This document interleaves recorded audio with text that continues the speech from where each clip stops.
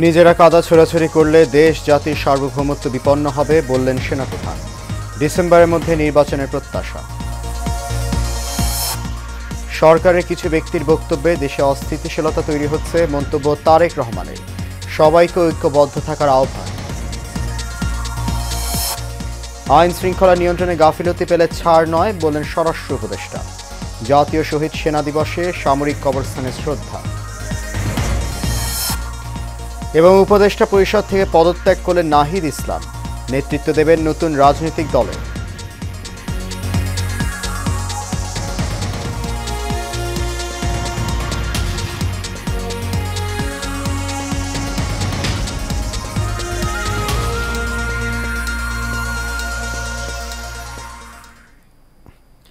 সবাইকে স্বাগত জানাচ্ছি এশিয়ান প্রাইম নিউজে। আপনাদের সাথে আছি আমি সৈয়দ মাহিউজ্জামান মুখর। শুনছেন বিআরবি কেবল ইন্ডাস্ট্রিজ লিমিটেড সংবাদ শিরোনাম। যাচ্ছে পুরো খবরে। নিজেরা কাদা ছোড়াছুড়ি করলে দেশ ও জাতির সার্বভৌমত্ব বিপন্ন হবে বলে সতর্ক করেছেন সেনাবাহিনী প্রধান জেনারেল ওয়াকারুজ্জামান। জাতীয় শহীদ সেনা দিবস উপলক্ষে রাওয়া ক্লাবে এক অনুষ্ঠানে তিনি এই সতর্ক বার্তা দেন। সবাইকে এক থাকার আহ্বান জানিয়ে সেনাপ্রধান বলেন, ডিসেম্বরের মধ্যে একটা সুষ্ঠু ও নিরপেক্ষ নির্বাচন অনুষ্ঠিত হতে পারে। আব্দুর রহিমের ক্যামেরায় ওয়ালিদ সিদ্দিকের রিপোর্টে দেখুন বিস্তারিত। সকালে রাওয়ার হেলমেট হলে তৎকালীন বিডিআর হত্যাযজ্ঞে ৫৭ জন শহীদ সেনা কর্মকর্তার স্মরণে শোকসভা ও দোয়া অনুষ্ঠানের আয়োজন করা হয়। পিলখানায় সংঘটিত নির্মম হত্যাযজ্ঞে শাহাদাত বরণকারী শহীদ অফিসারদের স্মরণে সেনাপ্রধান বলেন, তিনি নিজেই এই বর্বরতার প্রত্যক্ষদর্শী। এখানে আসার সময় এই ছবিগুলো আমি দেখছিলাম। এই ছবিগুলো আপনারা অনেকে ছবিতে দেখেছেন, কিন্তু এগুলো আমার সব চাক্ষুষ দেখা। আমি একটা চাক্ষুষ সাক্ষী এই সমস্ত বর্বরতার। একটা জিনিস আমাদের সবসময় মনে রাখতে হবে, এই বর্বরতা কোনো সেনা সদস্য করেনি, সম্পূর্ণটাই তদানীন্তন বিজিবি সদস্য দ্বারা সংঘটিত। Full stop. এখানে কোনো ইফ এবং বাট নাই। এখানে যদি ইফ এবং বাট আনেন, এই যে বিচারিক কার্যক্রম এতদিন ধরে হয়েছে, ১৬ বছর ধরে ১৭ বছর ধরে যারা জেলে আছে, যারা কনভিক্টেড, সেই বিচারিক প্রক্রিয়া ব্যাহত হবে। সেনাবাহিনীর সদস্যদের প্রশংসা করে তিনি বলেন, এই বাহিনীর শৃঙ্খলা এবং সুসংগঠিত মনোভাবের কারণেই যে কোনো পরিস্থিতি মোকাবেলা করা সম্ভব। যেহেতু আমরা একটা অরাজক পরিস্থিতির মধ্যে বিরাজ করছি, তারা খুব ভালোভাবেই জানে যে এই সময়ে যদি এই সমস্ত অপরাধ করা যায়, তাহলে এখান থেকে পরিত্রাণ পাওয়া সম্ভব। সেই কারণে এই অপরাধগুলো হচ্ছে। আমরা যদি সংগঠিত থাকি, একত্রিত থাকি, তাহলে অবশ্যই এটা সম্মিলিতভাবে মোকাবেলা করা সম্ভব হবে। সেনাপ্রধান কথা বলেন আগামী জাতীয় নির্বাচন প্রসঙ্গেও। দেশে একটা ফ্রি, ফেয়ার অ্যান্ড ইনক্লুসিভ একটা ইলেকশনের জন্য দিকে ধাবিত হচ্ছে, এবং তার আগে যে সমস্ত সংস্কার করা প্রয়োজন অবশ্যই সরকার সেদিকে খেয়াল করবেন। আমি যতবারই ডক্টর ইউনূসের সাথে কথা বলেছি, he completely agrees with me. There should be free, fair and inclusive election, and that election should be within December or অনুষ্ঠানে সামরিক, বেসামরিক এবং শহীদ পরিবারের সদস্যগণও উপস্থিত ছিলেন। আপনারা যদি নিজেদের মধ্যে ভেদাভেদ ভুলে একসাথে কাজ না করতে পারেন, নিজেরা যদি কাদা ছোড়াছুড়ি করেন, মারামারি কাটাকাটি করেন, এই দেশ এবং জাতির স্বাধীনতা সার্বভৌমত্ব বিপন্ন হবে। Walid Siddiqui, Asian television, Dhaka. অন্তর্বর্তীকালীন সরকারের কিছু ব্যক্তির বক্তব্যে দেশে অস্থিতিশীলতা তৈরি হচ্ছে বলে মন্তব্য করেছেন বিএনপির ভারপ্রাপ্ত চেয়ারম্যান তারেক রহমান। তিনি বলেন, জনগণের অধিকার ফিরিয়ে দেওয়ার ক্ষেত্রে সরকারের ভেতরের বিভিন্ন ব্যক্তি নানা রকম কথা বলছেন। তিনি বলেন, বিএনপি চায় দেশ গঠন করতে ও স্থিতিশীলতা ফিরিয়ে আনতে। আজ কুমিল্লা টাউন হল মাঠে মহানগর বিএনপির দ্বিবার্ষিক সম্মেলনে ভার্চুয়ালি যুক্ত হয়ে প্রধান অতিথির বক্তব্যে তিনি এসব কথা বলেন। তারেক রহমান আরও বলেন, নির্বাচন যদি বিলম্বিত হয় তাহলে কারা সুবিধা পাবে, কাদের স্বার্থ উদ্ধার হবে, সে বিষয়টি সবারই জানা। বিএনপি গণতন্ত্রে বিশ্বাস করে, তাই গণতন্ত্রের চর্চাকে অব্যাহত রাখতে দ্রুত নির্বাচন দেওয়ার আহ্বান জানিয়ে আসছে বলেও জানান তারেক রহমান। ব্যক্তির বক্তব্যে বিভিন্ন রকম অস্থিতিশীলতা তৈরি হচ্ছে। আমরা এই সরকারকে আমরা সহযোগিতা করতে চাই, কারণ আমরা চাই এই সরকার যত স্মুথলি, যত সুন্দরভাবে এই সরকার একটি নিরপেক্ষ নির্বাচন অনুষ্ঠিত করতে পারবে, আগামী দিনে গণতান্ত্রিক যাত্রা তত স্মুথ হবে এই দেশের জন্য, এই দেশের মানুষের জন্য। আমরা আশা করব অন্তর্বর্তীকালীন সরকারের প্রতি মানুষের যে নিরপেক্ষতা প্রত্যাশা, সে নিরপেক্ষতা তারা বজায় রাখবেন। অন্যায়ভাবে কিছু মানুষ জনগণকে উস্কানি দিয়ে দেশকে নৈরাজ্যের দিকে নিয়ে যাচ্ছে বলে মন্তব্য করেছেন বিএনপি মহাসচিব মির্জা ফখরুল ইসলাম আলমগীর। পিলখানায় শহীদ সেনা কর্মকর্তাদের স্মরণে বিকেলে ইঞ্জিনিয়ার্স ইনস্টিটিউশন মিলনায়তনে বিএনপি আয়োজিত আলোচনা সভায় কথা বলেন তিনি। দেশ, গণতন্ত্র ও স্থিতিশীলতার জন্য কাদা ছোড়াছুড়ি বন্ধ করে সবাইকে ঐক্যবদ্ধ থাকার আহ্বান জানান বিএনপি মহাসচিব। মোশাররফ তালুকদারের ক্যামেরায় কাউসার আহমেদের রিপোর্টে দেখুন বিস্তারিত। সেনা দিবস উপলক্ষে সকালে বনানীর সামরিক কবরস্থানে ফুল দিয়ে শ্রদ্ধা জানান বিএনপির নেতাকর্মীরা। 2009 সালের 25শে ফেব্রুয়ারি পিলখানায় শহীদ হওয়া সামরিক কর্মকর্তা ও সদস্যদের প্রতি শ্রদ্ধা জানাতে এই আয়োজন। বিএনপির মহাসচিব মির্জা ফখরুল বলেন, সেনাবাহিনীর শত্রুরা সেদিন 57 জন চৌকুশ অফিসারকে হত্যা করে দেশের নিরাপত্তা ব্যবস্থা ধ্বংস করাই ছিল তাদের আসল উদ্দেশ্য। সবচেয়ে দুর্ভাগ্যের বিষয়, তখন যারা রাষ্ট্র ক্ষমতায় ছিলেন, হাসিনার নেতৃত্বে আওয়ামী লীগ, তারা অত্যন্ত পরিকল্পিতভাবে এই ঘটনাটির সঙ্গে যোগ সাজশ করে যথাসময়ে যথাযথ ব্যবস্থা গ্রহণ না করে তারা এই ঘটনাগুলো করতে দেন। ভুক্তভোগী সেনা পরিবারে স্বজনদের প্রতি সমবেদনা জানিয়ে এই দিনটিকে জাতীয় শহীদ সেনা দিবস হিসেবে ঘোষণা করায় সরকারকে ধন্যবাদ জানান মির্জা ফখরুল। আমরা সরকারকে ধন্যবাদ জানাতে চাই যে সরকার অন্তত এটাকে শহীদ সেনা দিবস হিসেবে ঘোষণা করেছেন। 2009 সালের 25 ও 26শে ফেব্রুয়ারি পিলখানা বিডিআর হত্যাকাণ্ডে 57 জন সেনা কর্মকর্তা সহ 74 জন শহীদ হন, যা জাতির জন্য এক শোকাবহ দিন বলেও উল্লেখ করেন বিএনপির মহাসচিব। Mondal Enam, Asian television, Dhaka.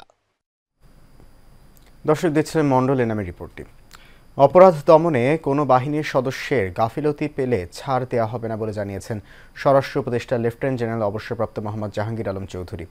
জাতীয় শহীদ সেনা দিবস উপলক্ষে রাজধানী বনানীতে সামরিক কবরস্থানে পুষ্পস্তবক অর্পণ শেষে এ কথা বলেন তিনি। স্বরাষ্ট্র উপদেষ্টার পর সেনা, নৌ ও বিমান বাহিনীর প্রধানরা পুষ্পস্তবক অর্পণ করেন। আনসারুল ইসলামের ক্যামেরায় মেহরাব সুমনের রিপোর্টে থাকছে বিস্তারিত।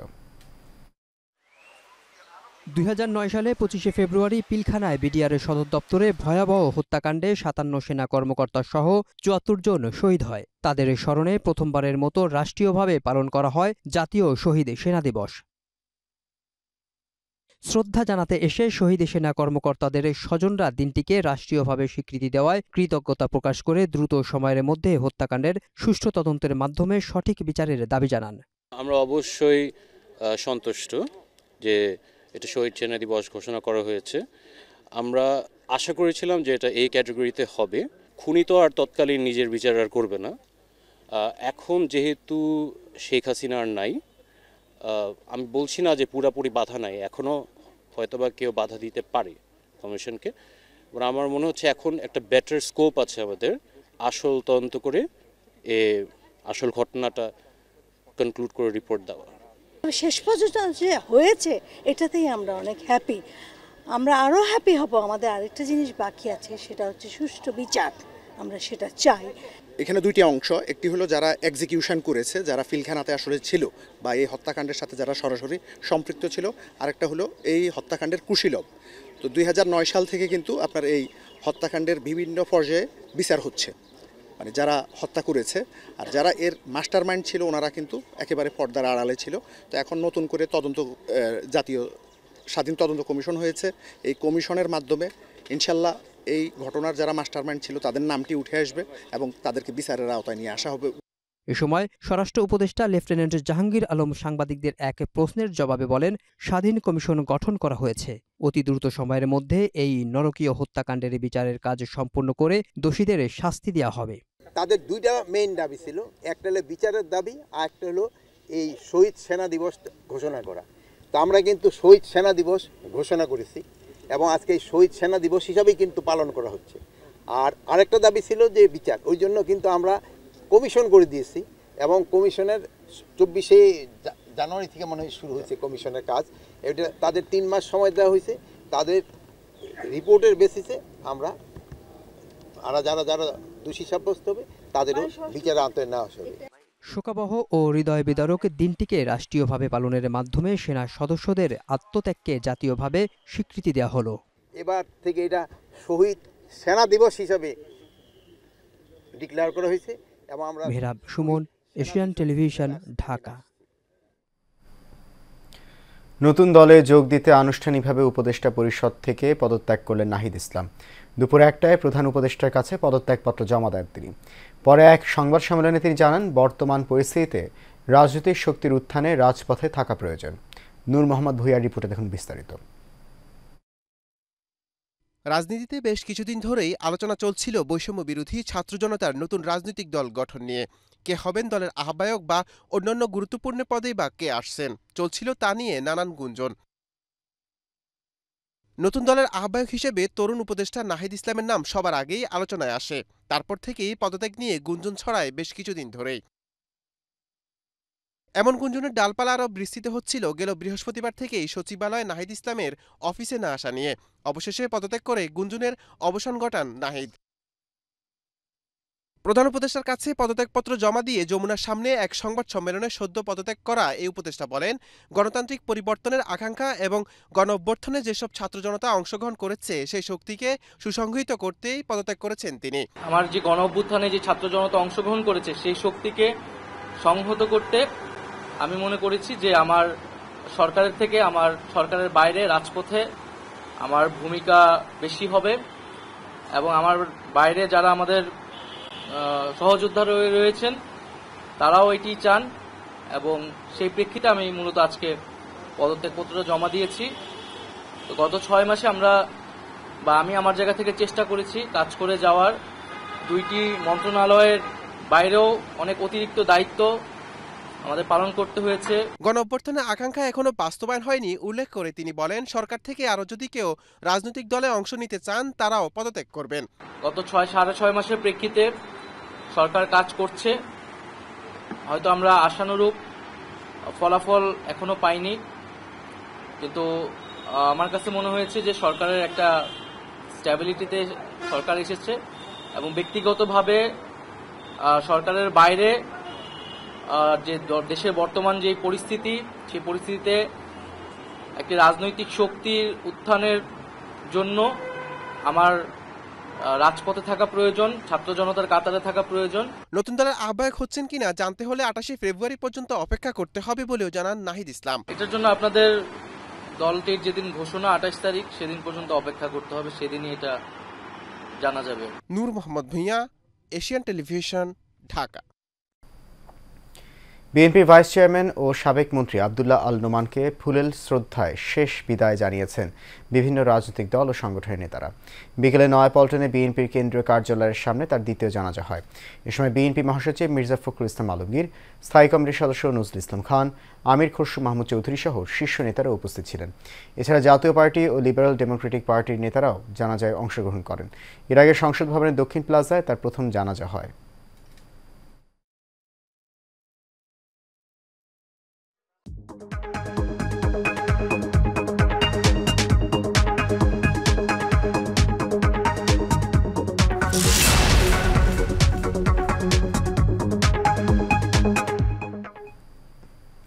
এবার এক্সিম ব্যাংক বাণিজ্য সংবাদ। ওয়ালটন বহির্বিশ্বে বাংলাদেশের অ্যাম্বাসেডর হিসেবে কাজ করছে বলে মন্তব্য করেছেন ইনভেস্টমেন্ট কর্পোরেশন অফ বাংলাদেশের চেয়ারম্যান, প্রখ্যাত অর্থনীতিবিদ এবং পুঁজিবাজার বিশেষজ্ঞ অধ্যাপক আবু আহমেদ। গাজীপুরের চন্দ্রায় অবস্থিত ওয়ালটন হেডকোয়ার্টার পরিদর্শন শেষে এমন মন্তব্য করেন তিনি। পরিদর্শনকালে তার সঙ্গে ছিলেন আইসিবির সদ্য বিদায়ী ম্যানেজিং ডিরেক্টর মোহাম্মদ আবুল হোসাইন এবং আইসিবি অ্যাসেট ম্যানেজমেন্ট কোম্পানি লিমিটেডের chief executive officer Mahmuda Akter. অতিথিদের ফুল দিয়ে স্বাগত জানান ওয়ালটন হাইটেক ইন্ডাস্ট্রিজ পিএলসির additional managing director Mohammad Yusuf Ali এবং deputy managing director Mohammad Rafiqul Islam.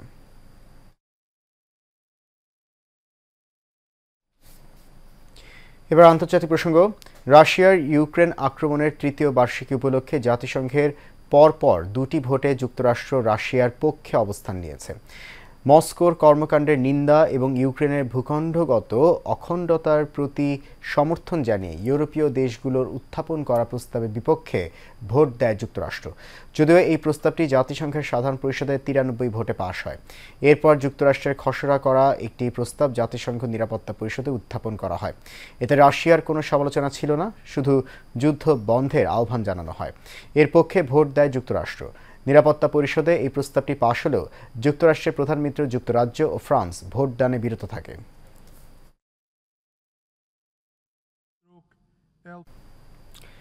এবার প্রবাসের খবর। অমর 21শে ফেব্রুয়ারি 21 আমার অহংকার এই প্রতিপাদ্যে শহীদ ও আন্তর্জাতিক মাতৃভাষা দিবস পালন করেছে কুয়েতে বাংলাদেশ দূতাবাস। দূতাবাস চত্বরে নির্মিত অস্থায়ী শহীদ মিনারে ফুল দিয়ে বীর শহীদদের প্রতি শ্রদ্ধা জানান রাষ্ট্রদূত major general Syed Tarek Hossain. Councillor ও দূতালয় প্রধান মোহাম্মদ মনিরুজ্জামানের সঞ্চালনায় অনুষ্ঠানে উপস্থিত ছিলেন শ্রম মিনিস্টার আবুল হোসেন, কাউন্সিলর ইকবাল আক্তার, প্রতিরক্ষা উপদেষ্টা ব্রিগেডিয়ার জেনারেল রাকিবুল করিম চৌধুরী সহ অনেকেই। জানাবো খেলার খবর। চ্যাম্পিয়ন্স ট্রফিতে বি গ্রুপে অস্ট্রেলিয়া ও দক্ষিণ আফ্রিকার ম্যাচটি বৃষ্টিতে ভেসে গেছে, এমনকি টসও করা যায়নি। রাওয়ালপিন্ডিতে ম্যাচটি বৃষ্টিতে ভেসে যাওয়ায় বি গ্রুপের সেমিফাইনালে ওঠার হিসাব জমে উঠেছে। প্রোটিয়ারা 2 পয়েন্ট ও 2.14 নেট রান রেট নিয়ে বি গ্রুপের পয়েন্ট টেবিলের শীর্ষে রয়েছে। অন্যদিকে 2 পয়েন্ট ও 0.47 নেট রান রেট নিয়ে অস্ট্রেলিয়া আছে দ্বিতীয় স্থানে। ম্যাচ পন্ড হওয়ায় দুই দলই পেয়েছে একটি করে পয়েন্ট। ফলে অস্ট্রেলিয়া ও দক্ষিণ আফ্রিকার পয়েন্ট এখন 3। এখন কে উঠবে সেমিফাইনালে তার জন্য শেষ ম্যাচ পর্যন্ত অপেক্ষা করতে হবে দুই দলকেই। শেষ করব এশিয়ান প্রাইম নিউজ। তার আগে বিআরবি কেবল ইন্ডাস্ট্রিজ লিমিটেড সংবাদ শিরোনামগুলো জানিয়ে দিচ্ছি আরও একবার।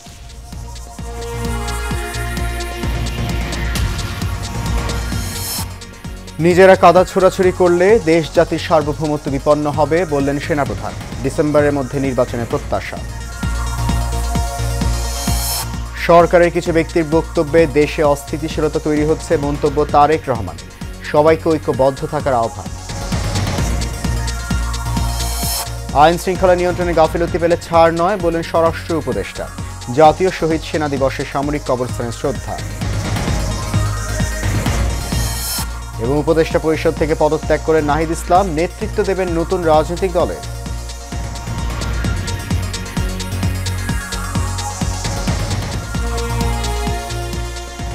এশিয়ান প্রাইম নিউজ এ পর্যন্তই। আমাদের পরবর্তী আয়োজন দেখার আমন্ত্রণ রইল। এতক্ষণ সঙ্গে থাকার জন্য অনেক ধন্যবাদ সবাইকে। শুভরাত্রি।